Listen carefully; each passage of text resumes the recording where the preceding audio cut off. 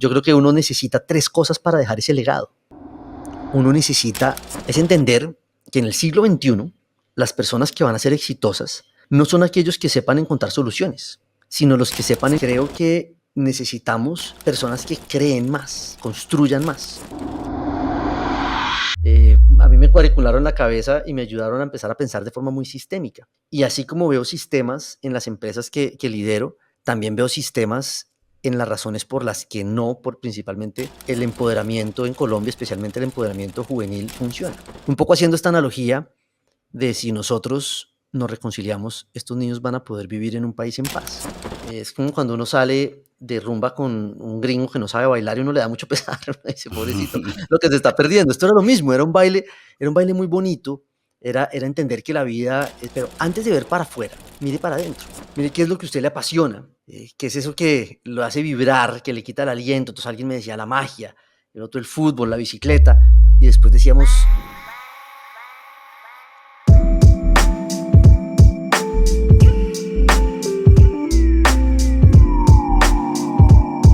Hola, ¿cómo están? Soy Carlos Jaramillo, su host en Backlog, el podcast donde coleccionamos conversaciones increíbles con personajes inolvidables, y hoy no es la excepción. En este episodio nos acompaña una persona muy importante para mí, un invitado de lujo. Le quiero dar la bienvenida a Daniel Buritica. Daniel es un emprendedor en serie, innovador social, speaker o conferencista internacional, y se ha enfocado en llevar sus esfuerzos a hacer que la innovación de clase mundial pueda llegar a lugares de pronto menos privilegiados y así generar un impacto positivo.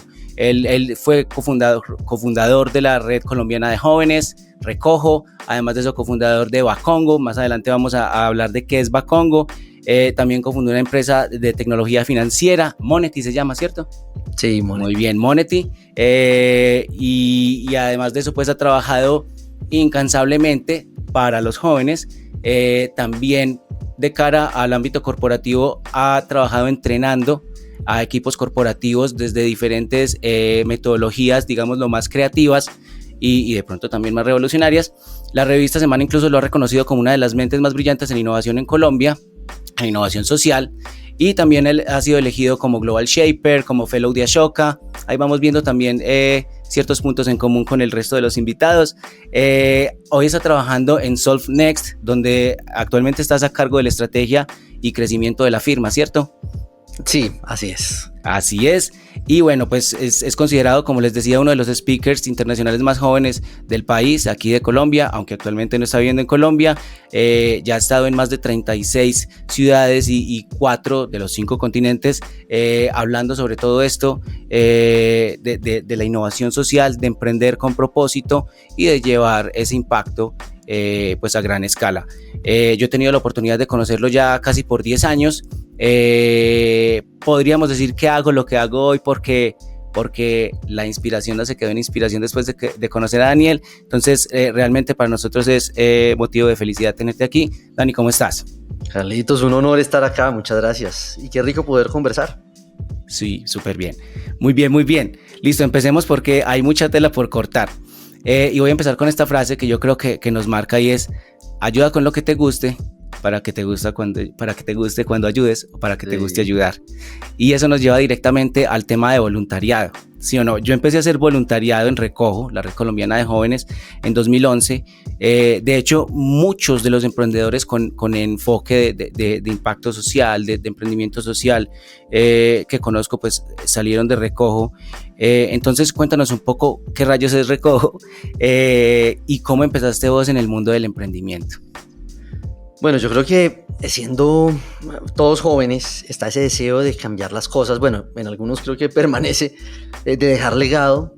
Y a esa frase viene una historia muy bonita. A nosotros llegaba mucha gente y decía: Daniel, yo quiero participar, yo quiero hacer voluntariado, quiero ayudar a los niños, o quiero construir casas, o quiero trabajar en nutrición.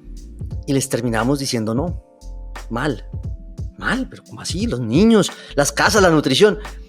Decimos: no, eso no es que esté mal, pero antes de ver para afuera, mire para adentro. Mire qué es lo que a usted le apasiona, qué es eso que lo hace vibrar, que le quita el aliento. Entonces alguien me decía la magia, el otro el fútbol, la bicicleta, y después decíamos: cambie el mundo con eso, cambie el mundo con sus pasiones. Después de identificar su pasión, sí mire para afuera y vea a quién quiere ayudar con eso, pero cambiamos el mundo desde lo que nos gusta. Y por eso salió la frase, ayuda con lo que te gusta, para que te guste cuando ayudes. Y Recojo termina siendo un espacio para toda la gente que ponía sus talentos y sus pasiones al servicio de los demás se encontrara. Entonces teníamos historias como las de Carlos López, que era mago y hace todavía escuelas de magia en barrios periféricos, de Daniel Trujillo, que usaba su bicicleta para cambiar las cosas, o así una serie de personas que queríamos generar un impacto y que aprendimos a hacerlo desde lo que nos gustaba. Yo termino, digamos, creando este espacio y llegando ahí, pues, de una forma muy bonita, porque termina siendo una herencia muy familiar. Yo recuerdo tener, no sé, por ahí 8 años, y a uno de mis tíos invitarme con todos los primos un 23 de diciembre, comprábamos pollos y salíamos al centro de Bogotá a tener una cena de Navidad con habitantes de la calle, y yo crecí con eso. Me acuerdo a los 14 años, pues para mí uno a los 14 años lo que tenía que hacer en la vida era aprender a bailar salsa, muy importante, y voluntariado, era como normal. Y después me di cuenta ya en la universidad que mucha gente no hacía eso, que nunca habían tenido esa experiencia, y me dio mucho pesar. Es como cuando uno sale de rumba con un gringo que no sabe bailar y uno le da mucho pesar, dice, pobrecito, lo que se está perdiendo. Esto era lo mismo, era un baile muy bonito, era entender que la vida es más que para hacer plata, más que para uno, que tiene sentido cuando uno se entrega a los demás y hace cosas especiales por otros, y que nadie hiciera eso, pues me pareció una oportunidad bonita de empezar a invitar a la gente a hacerlo. Y así nació ese espacio que después se convirtió en la Red Colombiana de Jóvenes, y en donde pues muchos nos encontramos. Súper bien. Y bueno, sí, y sin lugar a dudas trascendió mucho porque, o sea, nos inspiró a todos. Salió de Bogotá, llegó a Medellín y luego también yo creo que cruzó el charco y se fue expandiendo, sí, como una bola de nieve a medida que fuiste llevando el mensaje. Y creo que ese tema, o sea, acá hablando de todo un poco, hay hábitos que se quedan de la Red Colombiana de Jóvenes. Nosotros empezamos todas las reuniones de los All Hands de nosotros en la empresa contando una buena historia, una buena noticia de la semana. Bueno. y eso marca la diferencia y son cosas, como te digo, que sí, claro, que todo viene de ahí de Recojo. Una de las iniciativas de Recojo fue Bacongo, ¿cierto? Y yo creo que pues todavía muy temprano en mi trasegar por Recojo, ¿cierto? Todavía entendiendo que era esto, listo, ¿cómo podemos hacerlo acá? Claro, todavía no con la facilidad, obviamente ya conectados a internet, pero todavía no con la instantaneidad y con las herramientas que tenemos hoy como para organizarnos. Sin embargo, con esa voluntad que empezó también a despertar como conciencia y a llamar la atención en muchos puntos del país, porque aquí todavía convergen personas que conocieron a Recojo en Montería y hoy están viviendo en Medellín y trabajando en cosas de estas, y bueno, ya obviamente sabes, pero entonces muy temprano en mi experiencia en Recojo me invitaron a una vaina que era un campamento de verano, ¿cierto? Yo conocía los campamentos de verano por las películas gringas y todo estaba, ¿cierto? Que es como una tradición allá. Y bueno, aquí también están haciendo eso, bacano, ¿qué es Bacongo? Pero había que pedir permiso también, en ese entonces era empleado yo y tenía que pedir permiso en la oficina para ir a Bacongo, que era un campamento de verano, pero un campamento de verano de impacto social. Obviamente con la incógnita muy grande de qué es esto, pues agarramos bus y nos fuimos de Medellín a Bogotá, y de ahí de Bogotá a Ráquira, en Boyacá, a vivir una de las experiencias más increíbles, ¿cierto? Que he vivido también en mi vida, hay que decirlo. Todo como parte de una iniciativa de Recojo. Bueno, no voy a hablar más porque me podría quedar hablando todo el podcast de Bacongo, pero entonces vamos a profundizar un poco sobre Bacongo. Yo sé que también ahí está muy presente Dani Trujillo, con el que has hecho esa dupla siempre en incontables aventuras, y bueno, obviamente todo un equipo también detrás, pero bueno, para no seguir hablando yo, contanos en tus palabras también un poco de Bacongo y de por qué es importante la formación experiencial.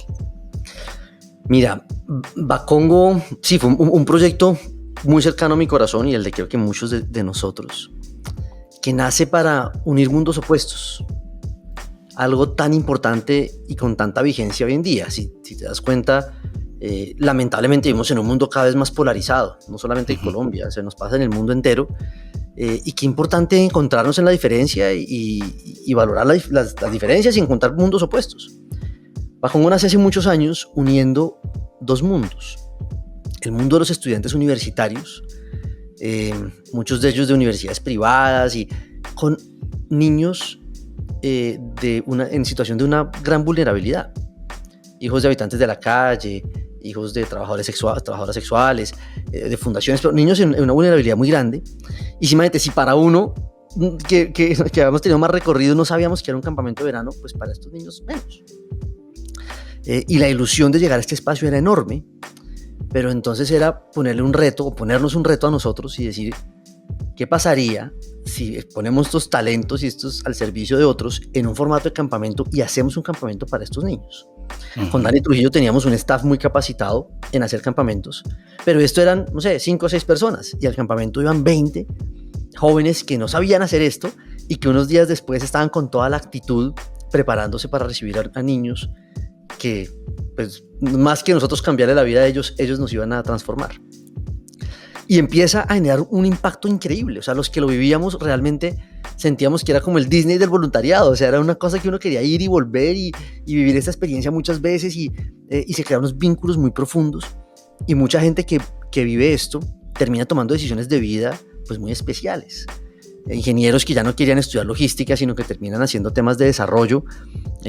Mafe Sierra terminó liderando un proyecto de 1.3 millones de mujeres en Trust Foundation en la OEA. Hizo su maestría ahorita a Stanford, lidera una ONG en Estados Unidos. David Jereda termina liderando One Young World y trayendo el evento a Colombia y después trabajando mucho por los jóvenes de América Latina, ahora desde Londres. Y todos ellos pasaron por Recojo y Bakongo. Y nos ayudó sin duda esa complicidad de querer cambiar las cosas a tomar esas decisiones. Pero no nos quedamos ahí. Si dijimos, bueno, ¿y qué pasa si ya sabemos unir estos dos mundos? ¿Qué pasa si unimos ahora el mundo del centro del país con la periferia del país? Entonces empezamos a llevar Bakongos a otros lugares, al mar, con niños de Tierra Bomba, al eje cafetero, empezar a expandir esto que pasaba por otros lugares. Y eso termina en una versión que aún hacemos, un poquito extrema para algunos, y es que dijimos, bueno, ahora qué pasa si unimos dos mundos que han estado pues tan lejos y que hay tanto dolor detrás, que son los actores del conflicto armado colombiano. ¿Qué pasa si llevamos excombatientes de las FARC, de las autodefensas, víctimas y líderes de la sociedad civil y hacemos que nos juntamos, intentamos un proceso de reconciliación y que a la mitad lleguen niños de una fundación y que sea este grupo el que le haga un campamento a los niños? Un poco haciendo esta analogía de si nosotros nos reconciliamos, estos niños van a poder vivir en un país en paz. Y al principio todo el mundo que estábamos locos, que qué peligro, que cómo vamos a hacer eso. Y es la experiencia más transformadora, más espectacular. Lo seguimos haciendo. Y creo que sin duda, como tú dices, podríamos hablar horas de lo que eso significa. Pero para todos los que nos oyen ha sido sencillamente, creo que el riesgo de cambiar el mundo de una forma divertida. El riesgo de conocernos, de querernos, de ayudarnos. De hacer algo por alguien, de poner nuestros talentos al servicio de otros. Eso cogió una forma de campamento. Ahorita, de hecho, ya Bakongo no es solo un campamento, es una metodología que otros campamentos pueden aplicar.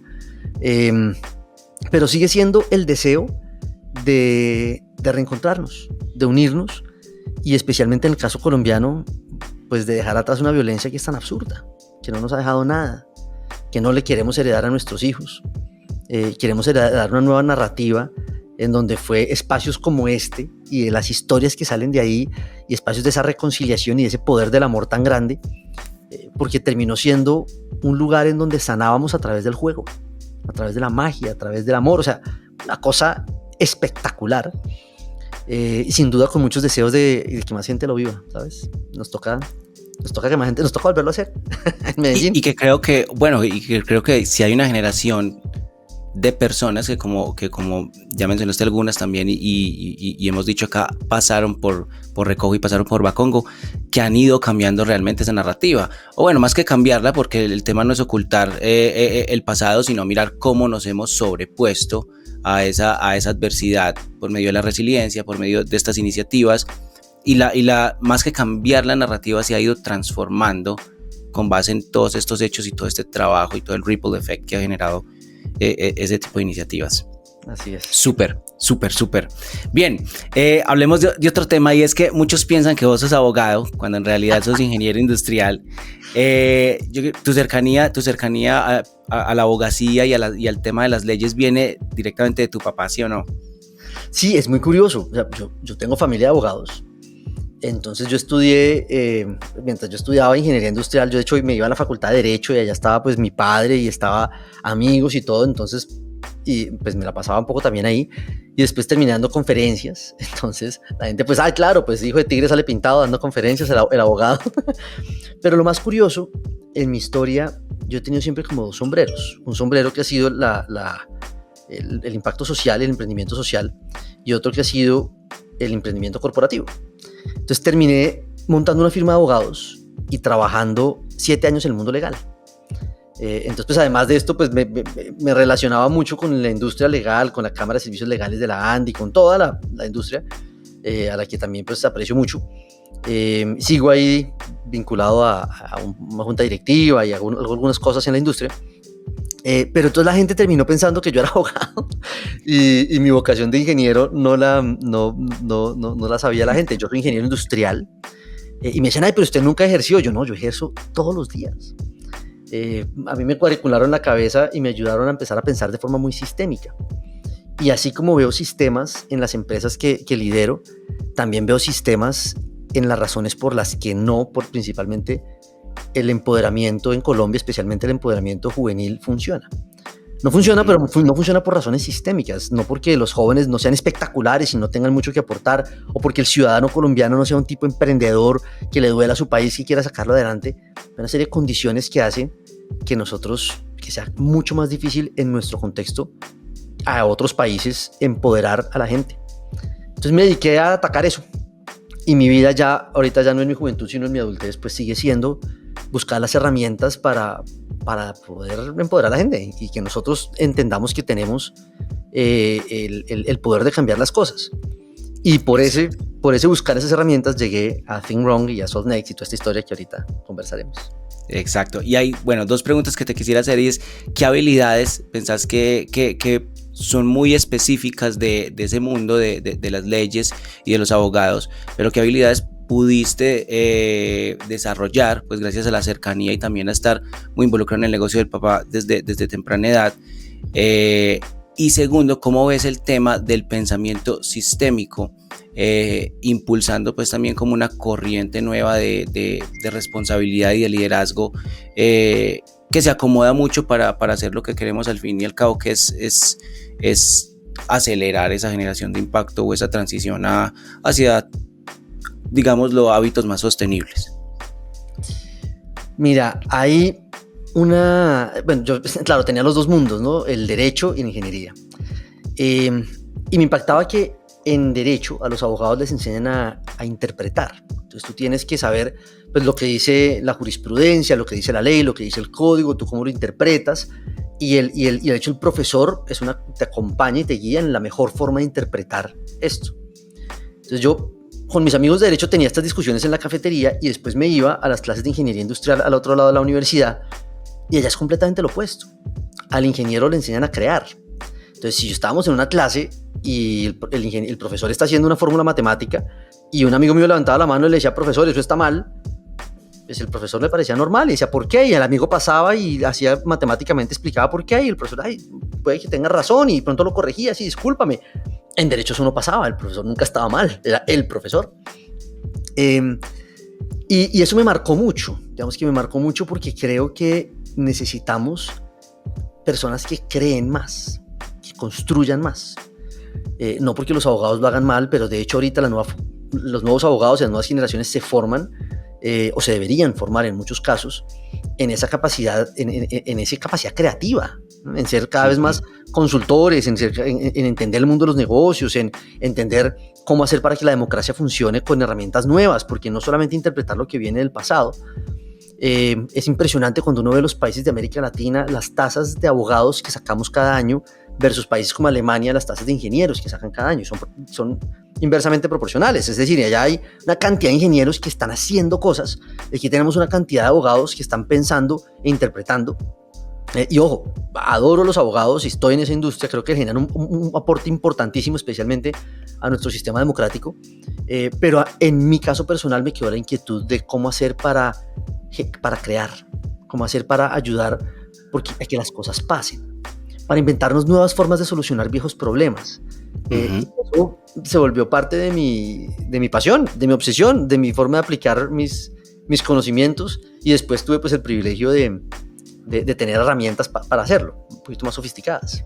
Exacto. Y es algo incluso de lo que hemos hablado. Juanpa Salazar nos acompañó unos episodios atrás y hablábamos de la necesidad precisamente de no solamente mirar hacia el pasado, muy importante obviamente conocer nuestra historia, pero si entendemos que estamos viviendo en un contexto totalmente diferente y que el mundo se ha transformado bastante desde la incepción de esas leyes o de esos casos que estamos interpretando hacia atrás, pues entonces también se hace necesario lo que vos decís, hacia el futuro crear, sobre todo con lo que estamos viendo del avance de la tecnología y de las nuevas problemáticas, porque son nuevas problemáticas, o no nos centremos solamente en el problema, nuevos retos que tenemos como sociedad para ir abordando hacia el futuro.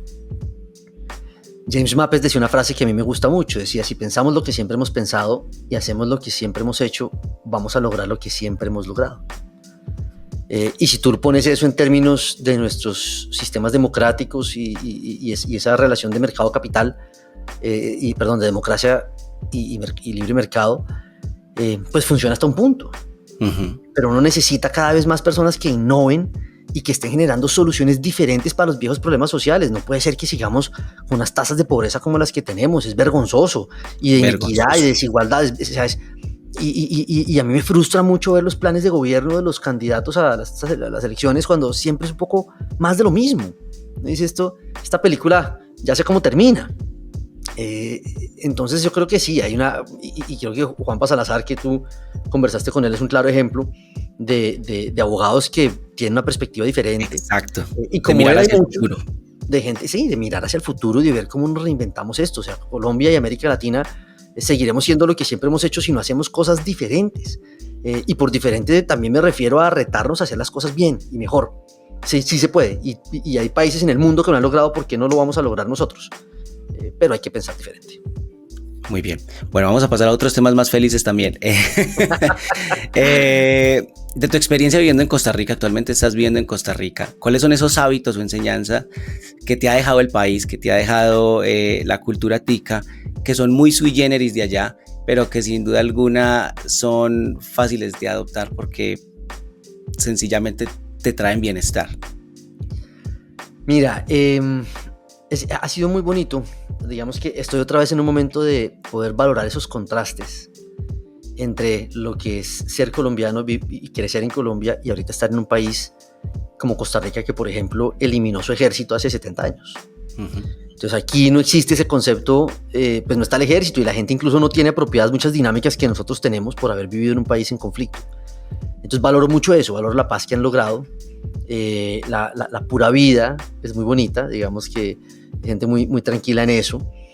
Tienen un concepto del medio ambiente sensacional, o sea, así como hace 70 años fueron unos visionarios y acabaron con el ejército, después fueron unos visionarios y dijeron nuestro mayor tesoro es nuestra naturaleza y la han cuidado muy bien, y por eso temas como el ecoturismo en Costa Rica son tan exitosos. Entonces hay muchas cosas que rescatar. Ahora, también estando acá uno viéndolo de lejos, hay muchas cosas que rescato de nuestro país. Y rescato muchísimo la cultura tan espectacular que tenemos. Uno no se da cuenta que tenemos una cultura de exportación hasta que sale y se da cuenta que todo el mundo habla de Colombia, que todo el mundo baila nuestra música, que la diversidad y la cantidad de sabores, de colores, de ritmos que tenemos es sensacional. Y ese sentido de ser colombiano es muy bonito. A mí me pasó una cosa curiosa. Para nosotros el sentirnos y el ser orgullosos de ser colombianos es una razón para trabajarle a nuestro país y para sacarlo adelante. En Costa Rica los ticos tienen una narrativa en donde les da miedo esos nacionalismos porque dicen que eso es lo que ha ocasionado las guerras en el pasado. Pero entonces no es igual el nivel de euforia cuando uno habla con colombianos sobre Colombia que cuando se hablan con los ticos. Entonces me ha parecido bonito también valorar cómo los colombianos queremos la tierra, estamos dispuestos a trabajar por ella, y cómo lo que nos falta es dejar de invitar a la mesa a un comensal, que es un comensal que siempre está callado, malhumorado, pero que nosotros dejamos que se siente en la mesa, y es la violencia.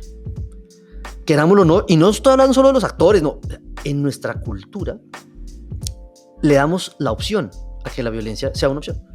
Exacto. Y lo quiebro, si no, y no sé, hay un montón de narrativas en torno a que, bueno, pues si no, pues nos damos en la jeta. Eso no es normal, eso no debería pasar. O sea, tú vas a los países árabes y puede que haya agresividad, pero no hay violencia. Entonces yo me acuerdo mucho estando en Doha haciendo una fila y se empujaban y yo decía, ¿qué es esto tan terrible? ¿Qué agresividad?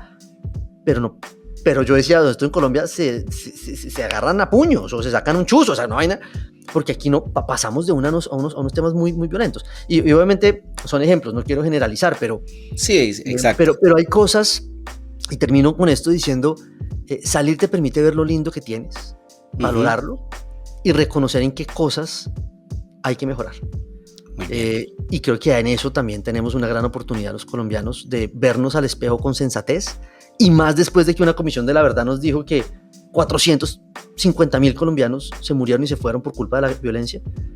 Es un momento de uno pararse al espejo como país y decir no más, esto fue demasiado.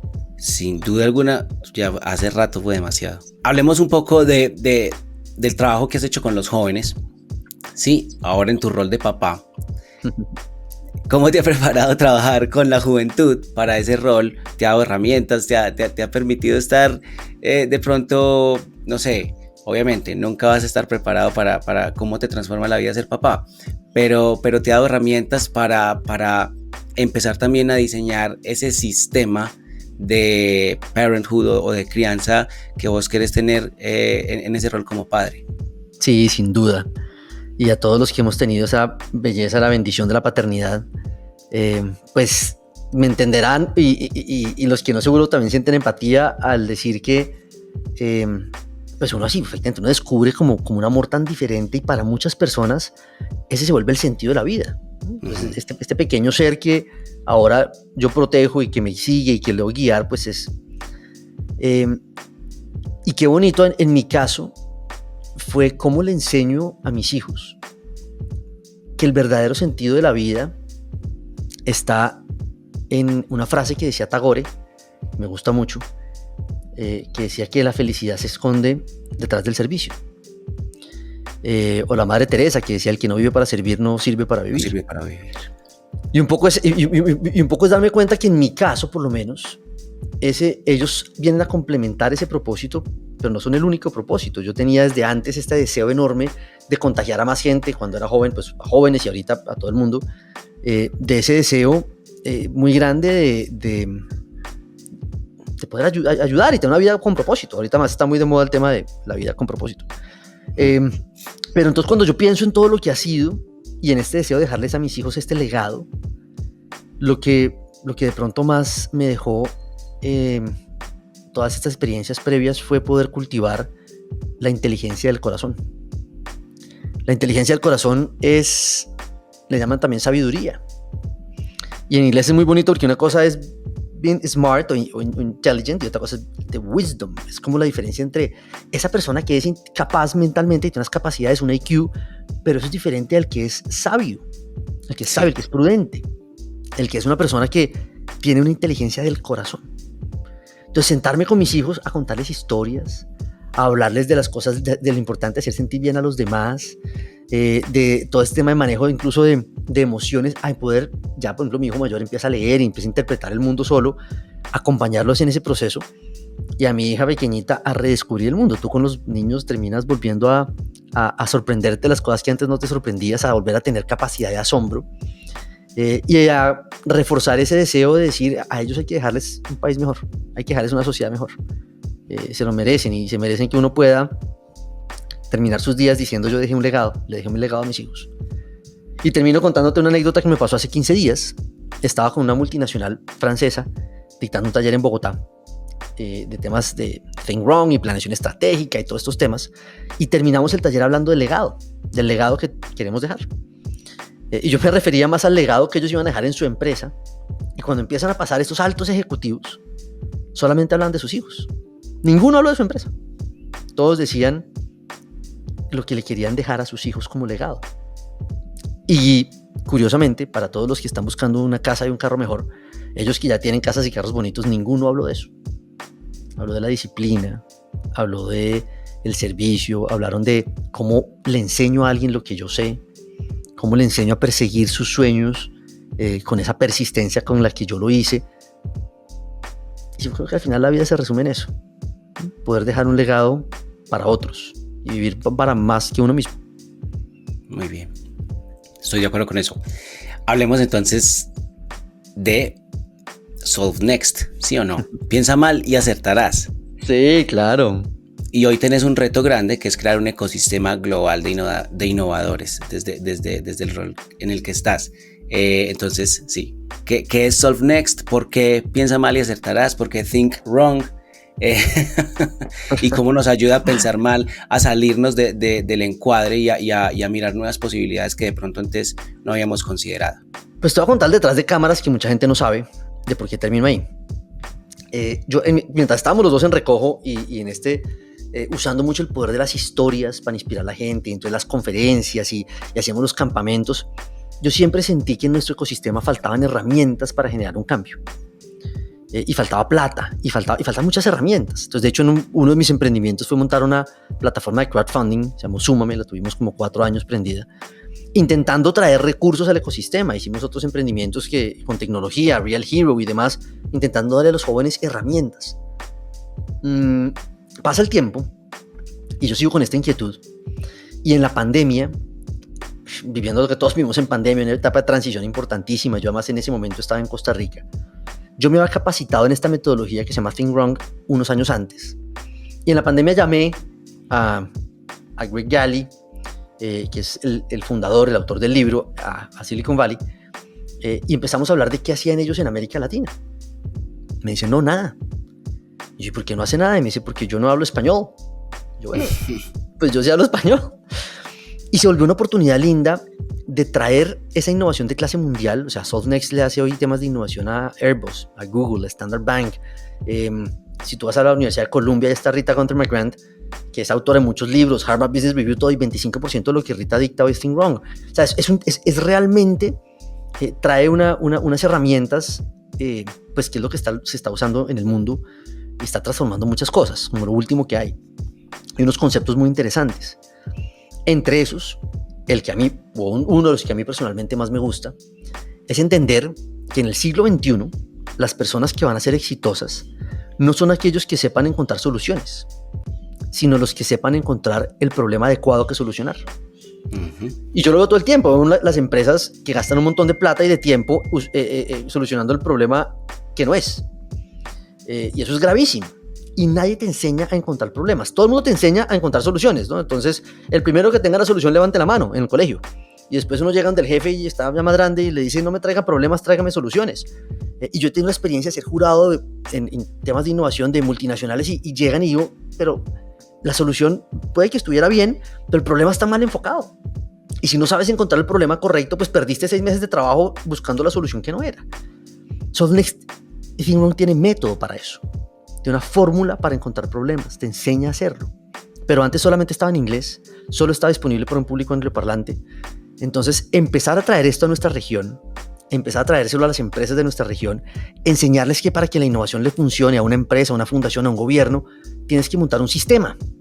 Así como en un sistema legal y tienes abogados, y hay un sistema de ventas y tienes gente comercial y tienes un sistema financiero y tienes gente que estudia finanzas, necesitas un sistema de innovación, que gente preparada para eso, o si no la innovación se vuelve papelitos de colores que nunca pasa nada. Sí. Entonces, este deseo que yo tenía de poder hacer que viéramos nuestras realidades de una forma diferente, me lo dio SolveNext y la metodología Think Wrong. Me permitió ver los problemas con otra perspectiva y tener herramientas nuevas para no sé si solucionarlos, pero por lo menos sí verles otra forma de abordarlos. Y cuando uno tiene un tesoro, pues quiere compartirlo. Entonces yo dije, ¿yo cómo hago para llevarle esto a todo nuestro ecosistema en Colombia? ¿Cómo hago para llevarlo a América Latina? Entonces en esa llamada termino convenciendo a Greg que me permita traducir su libro a español. Entonces lo hicimos junto con Dani Trujillo y el libro ya está en Think Wrong en español. Y después le dijimos, bueno, y si nos deja operar su empresa en Colombia, en Costa Rica, bueno, lo hicimos. Y después ya pues, fue un programa de expansión global. Ya tenemos México, Colombia, Costa Rica, Sudáfrica, Arabia Saudita. Tenemos embajadores en varios países del mundo. Y con toda esta gente estamos creando una comunidad global de innovadores. Gente que quiere desafiar el status quo, que quiere hacer las cosas diferentes, que tiene estas herramientas. Y ese status quo puede estar en su empresa, puede estar en su comunidad, puede estar en el gobierno, lo que sea. Pero hay gente que está dispuesta a apoyarse para que eso pase. Entonces es lindísimo ver, tenemos una plataforma en línea, la gente de Airbus, la gente de Google, la gente aquí de una fundación en Costa Rica, la gente interactuando, hablando de cómo usar la metodología de una forma apropiada, cómo aprovechar las herramientas que tenemos un software espectacular para hacer eso. Entonces esta es una comunidad muy vibrante de gente que quiere cambiar las cosas. Mejor dicho, me siento como haciendo recojo otra vez, pero ya grande y a nivel global, pero es parecido. Con el mismo deseo de transformar, de darle herramientas a la gente. Yo creo que uno necesita 3 cosas para dejar ese legado. Uno necesita, primero, creérselo, que uno puede cambiar las cosas. Y todo lo que hicimos juntos de conferencias, de historias, no era otra cosa sino inspirar a la gente y decirle, usted puede cambiar su realidad y la de los demás. Cuando tienes eso necesitas herramientas. Y entonces ya te lo creíste y necesitas herramientas. Bueno, ¿y cómo lo hago? Aquí está Think Wrong. Es una de muchas. Es la que yo puedo ofrecer, pero hay más. Y cuando tienes esas 2 cosas no puedes hacerlo solo. Tienes que hacerlo en comunidad. Es más divertido, es más efectivo y a uno le enseña mucho. Entonces, ¿cómo se construyen comunidades? Yo creo que la gran respuesta del siglo XXI está en las comunidades para atacar además ese cáncer de la soledad que nos tiene tan afectados. Entonces yo creo que, bueno, podríamos hablar mucho de comunidades, porque eso mi tema me encanta, pero finalmente esas son los tres temas claves para dejar legado. Y aquí estamos, siguiendo invitando a la gente a, oye, hagamos algo, dejemos legado, cambiemos la casa, el país, el barrio, el mundo, lo que sea, pero cambiemos algo. Súper, muy bien, sí. Exacto, y lo que vamos entendiendo es que el propósito se adecúa a diferentes, digámoslo, environments o ambientes o ecosistemas, pero el propósito se va adaptando para encontrar precisamente lo que vos decís, herramientas en donde ese propósito pueda articularse a través de esas herramientas para ir sembrando esas semillas. Eso me parece también bien importante, exacto, no nos tenemos que sesgar o relegar solamente a, este es una única área de impacto que descubrí, no puedo tener más inferencia o influencia en otras áreas. Y creo que también habla muy bien del proceso de ir creciendo y de ir transformándonos también nosotros mismos. Muy bien, vamos llegando al final, pero todavía tenemos un par de preguntas más. Ahora entonces, ¿qué tal si hablamos un poco, Dani, de herramientas que estás utilizando ahora para hacer todo lo que haces, ¿cierto? Herramientas tecnológicas sobre todo, libros o el contenido que estás consumiendo actualmente, sobre todo pues de índole académico, para aprender y mantenerte relevante en todo esto que es pues tan importante como lo es el emprendimiento y la innovación, que obviamente para ser coherentes nos exige estar leyendo, aprendiendo y renovando ese set de skills a medida que la tecnología nos lo permite. Mira, sin duda mi invitación es a que usen las herramientas que está proporcionando SolveNext para cambiar las cosas. Tenemos pues, en la página de internet encuentran recursos gratuitos, encuentran un laboratorio en línea con 18 ejercicios gratis que pueden hacer. Estamos constantemente hablando y haciendo webinars y hay varias charlas ya en línea de lo que es cómo montar un sistema de innovación. Creo que ver la innovación de forma sistémica es sensacional porque realmente produce resultados. Entonces, para aquellos que les interesa ese tema, pues sin duda mi invitación es a que revisen lo que hace SolveNext. Yo, además de alimentarme pues de todas estas cosas y de gente que admiro mucho, sigo leyendo cosas que llenen el alma y que me ayuden a ver cómo hacer que lo que hacemos con los campamentos lo hagamos cada vez mejor y el impacto que generemos. Ahorita me estoy leyendo un libro de Ryan Holiday que se llama Courage is Calling. Courage is Calling. Sí, como la valentía llama. La valentía, el llamado de la valentía. Sí, algo así. me lo estoy diciendo y me gusta como pensar que pues, todos tenemos un llamado a eso. Las personas que han logrado grandes cosas en la humanidad tienen por lo menos un momento de valentía. Y grandes cosas me refiero no solamente a cambiar el mundo, o sea, cuando le preguntan a los abuelos o a los papás y dicen, papá, ¿cómo conociste a mamá? Fue ese momento de valentía en donde me gustaba mucho y me atreví a hablarle. Pero la valentía tiene que estar ahí. Tiene que estar esa fuerza del amor de uno poder decir, pucha, voy a dejar mis miedos atrás. Entender que la antítesis del amor no es el odio, sino el miedo y la indiferencia. Y yo creo que un país y una sociedad como la nuestra tenemos que erradicar eso, llenarlo de amor y erradicar esa indiferencia y esos miedos tan grandes. Entonces ahorita yo me lo estoy leyendo, voy por la mitad todavía, ¿no? Pero me gusta. Y me gusta llenarme de contenidos que me generen valor. También, lo que te digo, podríamos hablar horas del tema de comunidades. Ahorita hay un libro muy bueno de Robert Putnam, para los que les interese el trabajo de Putnam, que es un americano, un científico social espectacular, que escribió Bowling Alone. Sacó un nuevo trabajo que se llama The Upswing. The Upswing. Muy interesante porque es todo el tema solamente si quieren leer el primer capítulo el tipo empieza a escribir todo lo que está pasando, ¿no? Entonces uno dice, la polarización y el tema económico y la violencia y no sé qué. Cuando terminas el capítulo te das cuenta que ese era un escrito de hace 100 años que escribió en Estados Unidos, pero parece como si fuera actual. Uno dice, pero es increíble. Y el libro se trata de cómo, especialmente en Estados Unidos, lograron pasar de ese momento tan crítico y cuáles fueron los componentes que hicieron que pudieran levantarse de eso y volver como país a sobresalir. Y empieza a analizarlos. Digo, ¿habrán sido los políticos? ¿Habrán sido los empresarios, la empresa privada? ¿Y qué fue primero? ¿Fue primero el político, después la empresa? ¿O habrá sido la sociedad civil? ¿Qué fue? Y el resultado uno no se lo imagina. ¿Hago un spoiler ahí para no te tengas que leer todo el libro? Spoiler alert. Pero la recomendación es que vayan y lo lean. Pero si no lo quieren leer en 3, 2, 1, spoiler. Miren, es increíble. Lo que marca la diferencia termina siendo la sociedad civil, pero especialmente los jóvenes que empiezan a hacer denuncias morales. Empiezan a decir, esto no está bien. Esto tiene que cambiar. Entonces cuenta, por ejemplo, el caso de cómo el tema de nace la universidad. Y hay una serie de jóvenes que decían, es que está mal que la gente no pueda seguir estudiando, y entonces ellos mismos crean sus primeros proyectos y todo, y después, muchos años después, eso vuelve el génesis de las universidades, pero no fueron los políticos. De hecho, es increíble el análisis que él hace con datos, por ejemplo, el tema de racismo en Estados Unidos y de Martin Luther King, y muestra los avances en términos de inclusión antes de él, y cómo ya cuando él se vuelve una figura pública, es mucho más lineal el avance. O sea, eso venía de mucho tiempo atrás. Pone todos los indicadores económicos, de qué pasa, la economía buenísima y todo. Eso no es lo que cambia. Si los países de América Latina quieren salir adelante y cambiar esta situación que tenemos tenemos que dejar de quejar.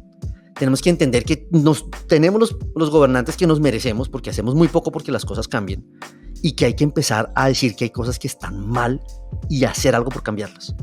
Exacto. Y esto, digamos, con datos de Upswing, Robert Putnam, no se lo pierdan. Muy bien, ahí lo vendiste. Robert Putnam me debería dar sí, una comisioncita. Vamos a hacer una correlación. Sí. Ahí estuvo muy bien vendido. Excelente recomendación, Dani. Bueno, y solo nos queda entonces, pues ya para cerrar, que nos contés, aparte de todo esto de Solve Next, de que visiten Solve Next, la página de Solve Next, vean las herramientas que están allí, que revisen también si les interesó todo este tema de Bacongo, cómo se pueden sumar, cuáles son las iniciativas locales en las que ustedes obviamente pueden participar. Pero más allá de todo esto, pues, que ya hemos compartido, Dani, ¿a qué más nos quieres invitar a todos los que te están escuchando, a todos los que te están conociendo, cómo pueden seguir en contacto con vos? Nada, el espacio es tuyo. Gracias, viejo. Pues realmente agradecerles a todos los que nos han dado su tiempo para oír esta conversación tan especial y tan significativa para mí. A que nos sigamos en contacto. Toda esta información está en mi página web, danielburitica.com. Ahí están el acceso al laboratorio de Think Wrong, está la información del campamento, están todas estas historias inspiradoras, y están todas las redes sociales. Y yo creo que en un mundo tan conectado, pues aprovechémoslo, sigamos en contacto. bienvenidos a todos los que quieran tener iniciativa y contactarnos para vincularse a cualquiera de estos proyectos. Las puertas están abiertas. Y sin duda lo que tenemos es que unirnos para sumar y ver cómo hacemos para que las cosas mejoren. Ese es finalmente el propósito, creo que de todos. Hemos tenido el privilegio de tener una vida muy bonita y con mucho sentido, dedicándonos a hacer estas locuras. Entonces qué chévere que más gente lo pueda vivir. Sí, lo hermoso de poder ceder el privilegio. Eso yo creo que es un privilegio poder ceder el privilegio. Así es, qué bonito. Y además ahora que los que tenemos la dicha de la paternidad, pues entender que esto es parte del legado que le dejemos a nuestros hijos. No hay que esperar a tener 80 para uno decir qué voy a dejar, se puede hacer desde ya. Súper, muy bien. Entonces, hasta aquí este episodio de Backlog con Daniel Buritica. Ya saben, no se pierdan un próximo episodio. Cada 15 días uno nuevo. Nos vemos en el próximo. Dani, muchas gracias. Chao, chao. Chao, chao.